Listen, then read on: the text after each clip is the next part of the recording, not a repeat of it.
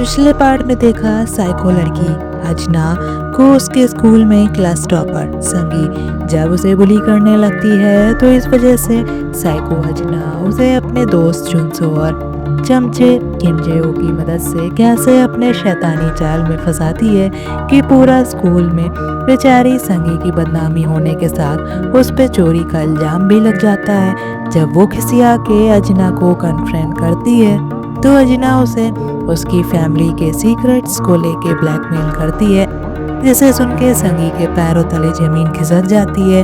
उसे साइको अजना में साक्षात डेविल नजर आता है। अब आगे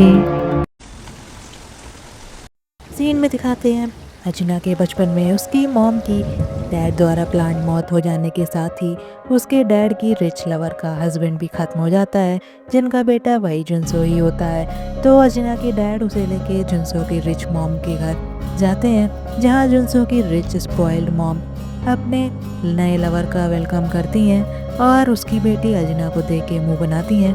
और तभी जुनसो मिला था अजना से बचपन में। अजना के डैड उसके जुनसो के स्टेप डैड बन जाते हैं। जब अजना के डैड और जुनसो की मॉम अकेले में बात करते हैं तो वो पूछती हैं कि तुम्हारी लड़की को कब तक रखना पड़ेगा, वो उसे नहीं रखना चाहती यहाँ पे। तो अजना के डैड अजना को सेल काट के उससे पैसे कमाने के आइडियाज देते हैं, जिसे सुन के उसकी लवर काफ़ी खुश होती है। ये सब अजना बाहर से चुपके से सुन लेती है और वो बहुत ज़्यादा गुस्से में भर जाती है, साथ ही बहुत उदास होती है।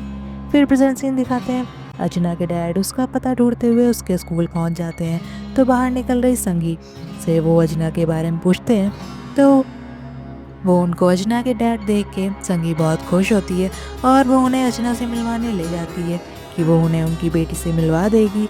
और वो मन ही मन बहुत खुश हो रही होती है कि अब मज़ा आएगा भिड़ो, जब सबके सामने अजना के ऑर्फन होने का झूठ का पर्दाफाश होगा तब अजना की शक्ल देखने लायक होगी।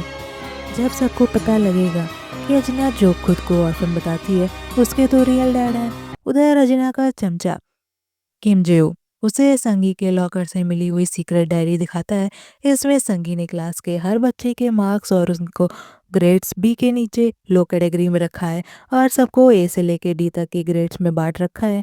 तो वो कहता है अगर क्लास में ये सबको पता चल जाएगा तो सब लोग उसे बहुत गरियाएंगे।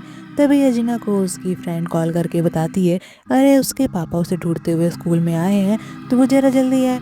तो अजना बहुत हैरान होती है और वो भाग के जाती है तुरंत। इधर पूरे स्कूल में अजना के डैड तमाशा बना के उसका नाम ले के बुला रहे होते हैं, अजना कहाँ हो तुम।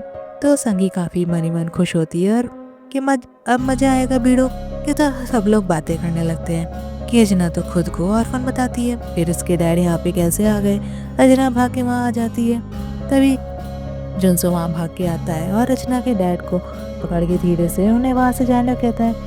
तो उसके डैड कहते हैं कि वो यहाँ अपनी बेटी अजना को ढूंढने आया और वो उससे बिना मिले नहीं जाएंगे।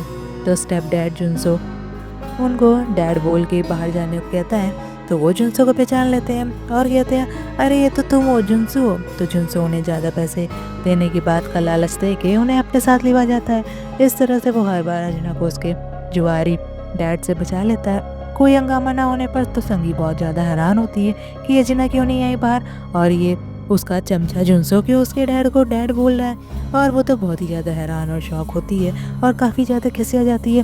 तभी साइको अजना संगी की डायरी में छोड़ के चली जाती है। जब बाकी गर्ल्स लोग वो डायरी उठा के पढ़ती हैं तो उसमें खुद को डाउन कैटेगरी में देख के बहुत हैरान होती हैं। संगी ने सबको लेबल लगा के रखा है अपनी डायरी में, तो वो लोग संगी को बहुत गरियाते हैं और बुली गर्ल्स तो संगी को बहुत मारता है और उसे बहुत बुली करता है इसी बात पे। इधर जुनसो एटीएम से पैसे निकाल के अजना के डैड को पैसे देने वाला होता है। तभी उधर दूर खड़ी अजना को लॉन्ग स्टार एंटरटेनमेंट की ओनर लेडी देख लेती है। वो अजना की ब्यूटी से काफ़ी ज़्यादा इम्प्रेस होती है।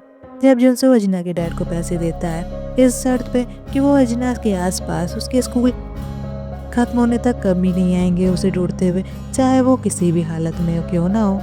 तो वो मान जाते हैं, मगर वो ये भी कहते हैं कि वो अपनी बेटी से कट ऑफ नहीं कर सकते हैं। तो जुनसो कहता है इसीलिए तो आपको अभी आधी रकम दे रहा हूँ, अगर वो अजना को ग्रेजुएशन होने तक सामने मुंह नहीं दिखाएंगे तो वो उन्हें पूरे पैसे दे देगा। तो उसके डैड मान जाते हैं और हैरानी से पूछते हैं अरे तुम उसकी इतनी साइड क्यों लेते हो, तुम लोग तो बस कुछ ही महीनों के लिए हाफ सिबलिंग थे रियल में नहीं हो तो फिर क्यों उतना उसके लिए करते रहते हो। तो जुनसो चुप रहता है और उसके डैड वहाँ से चले जाते हैं। तभी लॉन्ग स्टार एंटरटेनमेंट की सीईओ अजना को अपना इंट्रोडक्शन देके उसे सेलिब्रिटी बनाने का ऑफर देती हैं कि उन्हें अजना की ब्यूटी बहुत परफेक्ट लगी है सेलिब्रिटी बनने के लिए, तो क्या वो ये ऑफ़र एक्सेप्ट करेगी। मगर अजना उनका ऑफ़र लेने से मना कर देती है कि उसे सेलिब्रिटी बनने में कोई भी इंटरेस्ट नहीं है, वो ये सब काम नहीं करती। उधर किम जियो का छोटा भाई जब पिट रहा होता है तो उसे कॉल करता है, बुलाता है, तो किम जियो भाग के घर जाता है। जब वो घर जाता है तो वो अपने छोटे भाई को पिटता हुआ देख के अपने डैड को रोकता है और उस अपने डैड को रोकने के चक्कर में उससे गलती से चाकू लग जाती है डैड के और वो वहीं पे ख़त्म हो जाते हैं। तो ये देख के वो बहुत डर जाता है और उधर वहीं अजना को वो कॉल में बताता है कि उससे गलती में ये कांड हो गया है। तो अजना उससे कहती है कि जो भी किया है उसने खुद को बचाने के लिए किया है, इसमें उसकी ज़रा भी गलती नहीं है। और वो अपने चमचे किम जियो को टिप्स देती है कि उसे सबके सामने गिल्टी और रोने की एक्टिंग करनी होगी, तभी कोर्ट उसे कम सज़ा देगी और तभी लोग मानेंगे उस पे। वो चमचे को इमोशनल सपोर्ट दे के अगर वो जेल भी जाएगा तो भी वो अपने डैड के चंगुल से मुक्त हो जाएगा। और किम जियो स्माइल करके उसे गुड बाय बोल के खुद को पुलिस स्टेशन में सरेंडर कर देता है।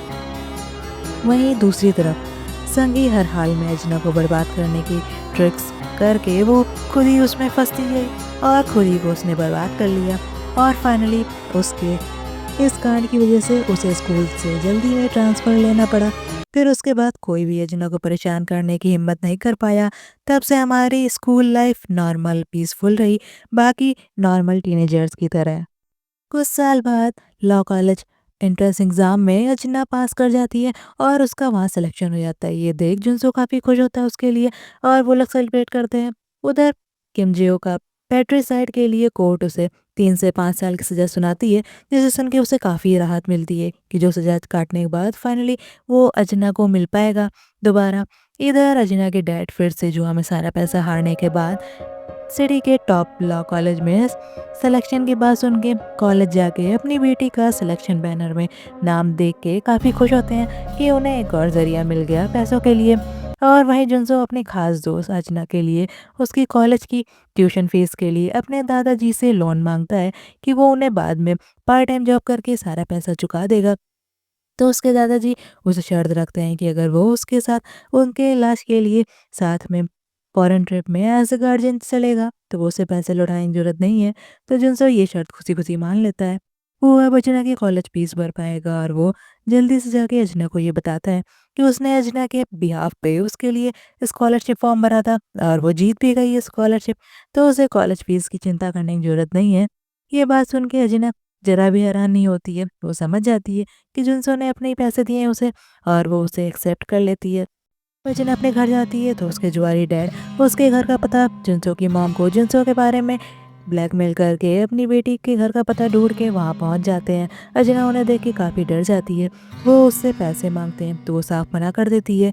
तो जब वो उसका बैग छीन के उससे पैसे निकाल लेते हैं और वो इतने सारे पैसे दे के काफ़ी खुश होते हैं। तो अजना के मना करने पर पैसे वापस लेने का जब वो ट्राई करती है मगर वो उसे पीट के अधमरा कर देते हैं और सारे पैसे लेके वहाँ से चले जाते हैं। तब अजना का बचपन दिखाते हैं जब वो नई नई जुनसो के घर आई थी। तो जुनसो उससे आके फीवर की दवा मांगता है तो वो उसकी ठंडी पट्टी लगाती है और उसकी पूरी केयर करती है और खुद भी एक बच्ची होने के बावजूद वो जुनसो की केयर करती है। तो जुनसो उसे अपने डैड की पिक्स दिखाता है। ये फ़ोटो देख के अजना समझ जाती है कि शॉफर यानी ड्राइवर ही जुनसो का रियल डैड है, क्योंकि उनकी शक्ल जुनसो से ज़्यादा मिलती होती है। बट वो उससे कुछ नहीं कहती है और अजना एक दिन घर में जब जुनसो की मौत के साथ अकेली होती है तो वो उन्हें ये बता के कि उन्हें जुनसो के रियल डैड के बारे में पता है कि वो शाफर ही है उसके डैड। ये बात जब जुनसो की माँ एक छोटी बच्ची अजना के मुंह से सुनती है तो वो काफ़ी सहम जाती है और काफ़ी ज़्यादा डर जाती है। अजना उन्हें ब्लैकमेल करती है तो ये सुन जुनसो की माँ काफ़ी हैरान होती है कि इस छोटी बच्ची की हिम्मत तो देखो कि वो इन्हें ब्लैकमेल कर रही है, वो तो कुछ कर ही नहीं पाती है अजना को। तो वो उन्हें धमकी दे के चली जाती है कि वो अजना को ऑर्फन में छोड़ने का सपना भूल जाए, वरना वो जुनसो के दादाजी को उनका ये कांड सब बता देगी, साथ ही वो जुनसो से भी उसे अलग नहीं कर सकती है। वरना उनका सीक्रेट जुनसो को भी पता चल जाएगा। इस तरह से छोटी बच्ची बचपन में ही जुनसो की मॉम को ब्लैकमेल करना सीख के उनसे नए नए कपड़े और चीज़ें ले लेती है और साथ ही वो जुनसो को उसी की मॉम के खिलाफ भड़काती है खूब, और वो खुद को उसका सबसे बड़ा शुभचिंतक बता के हमेशा उसका साथ देने के लिए कहती है। ये सब जब जुनसो की मॉम बाहर से सुन लेती है तो वो बहुत ज़्यादा डर के मारे हैरान होती है, कहीं ये उनका सीक्रेट ना रिवील कर दे जुनसो के सामने। और वो अपने लवर से अपनी बेटी की शिकायत करके उसे वहाँ से ले जाने को कहती है कि जब वो उसे यहाँ से ले जाएगा तभी वो उससे शादी करेंगी। तो अजिना के डैड उससे कहते हैं कि वो बाद में बहाने से अजिना को बाहर ले आए, बाकी वो सब संभाल लेंगे। ये उनका प्लान होता है कि अजिना को किडनैप करके और फ्लैट में भेज देना। तो अजिना फिर से जुनसो की मॉम को धमकाती है कि वो उस पर जासूसी करना बंद कर दें। अगर वो उसे और जुनसो को अलग करने का कोशिश भी करेंगी तो वो उसे सब कुछ सच बता देंगी उसके रियल डैड के बारे में। तो उसकी मॉम्स को वो भड़काती है बहुत ज़्यादा गुस्से में। तो जुनसो की मॉम गुस्से में आके उसे उठा के बाथटब में डुबो रही होती हैं। ये देख जुनसो काफ़ी ज़्यादा हैरान होता है और बहुत ज़्यादा डर जाता है अपनी मॉम की हैवानियत देख के। वो काफ़ी ज़्यादा डर जाता है तो और वो अजिना को छोड़ने की रिक्वेस्ट करता है। तो अजिना उसे देख के पुलिस में कॉल लगाने कहती है और वो वहाँ से भाग के तुरंत खिड़की के पास जाती है। जब वो खिड़की में कूदने वाली होती है तभी वो अपने डैड को अंदर आता देख वो सब समझ जाती है कि वो इसे लोग उसे बेचने की तैयारी कर रहे हैं और वो काफ़ी डर जाती है। तभी जुनसो की माँ आके वो उसे रोकती है कि वो ना कूदे वरना उसे बहुत ज़्यादा चोट लगेगी। वो तो उसे पूरा ना कूदने के लिए कन्विंस करने के लिए ट्राई करती है मगर अजना उनकी बात नहीं मानती है। तभी अजना डिसाइड करती है कि उसे कुछ नहीं होगा, वो हमेशा से ही लकी रही है और उसे कुछ भी नहीं होगा, और वो खुद को बचाने के लिए खिड़की से कूद जाती है। तभी जुनसो पुलिस में कॉल लगाने वाला होता है और घर के आने का एड्रेस दे रहा होता है कि तभी अजना को खिड़की से गिरते देख वो बहुत ज़्यादा ही डर जाता है और वो बहुत ज़्यादा डर के मारे हैरान होता है। जब अजना हॉस्पिटल में एडमिट होती है तो जुनसो उसका साथ देने के लिए कहता है हमेशा, और वो उसे हमेशा प्रोटेक्ट करने के बोल के हमेशा उसकी साइड लेने को कहता है। फिर प्रेजेंट सीन दिखाते हैं जब अजना को हॉस्पिटल में होश आता है तो जुनसो को चैन की सांस आती है कि वो तो 3 दिन तक बेहोश रही थी। फिर अजना को कॉलेज से पता चलता है कि एडमिशन डेट 2 दिन पहले ही निकल गई है, तो वो उसके रिस्पॉन्ड ना करने पर उसका एडमिशन कैंसिल हो गया है। तो वो ये सुन के काफ़ी ज़्यादा उदास होती है। फिर वो खुद के लिए फ्लावर्स लेके अपने स्कूल से पास आउट होने की सेरेमनी में जाती है और खुद को ही फ्लावर्स देती है। उसकी फ्रेंड्स लोग उसके साथ पिक्स लेती हैं और वो अंदर से काफ़ी ज़्यादा दुखी होती है। उधर जुनसो की मॉम भी आके उसे बधाई देती हैं तो जुनसो उन्हें वापस भेज देता है तुरंत और अजना के पीछे भागता है। जब वो जा रही होती है तभी एक हैंडसम बंदा एक चोर के पीछे भाग रहा होता है और उसे पकड़ लेता है। तो अजना उसे ये देखती रह जाती है। वो उस बंदे की काइंडनेस से काफ़ी ज़्यादा इम्प्रेस होती है और वो स्माइल करके कहती है कि अगर मुझे वो बंदा ना मिला होता तो बेचारे की लाइफ एकदम अलग होती। जुनसो भी उसे देखता है और उसे कुछ गलत होने की आशंका आ जाती है। चलिए दोस्तों, इसी के साथ ये पार्ट यहीं पे ख़त्म होता है। फिर मिलेंगे नेक्स्ट पार्ट में, तब तक के लिए बाय बाय।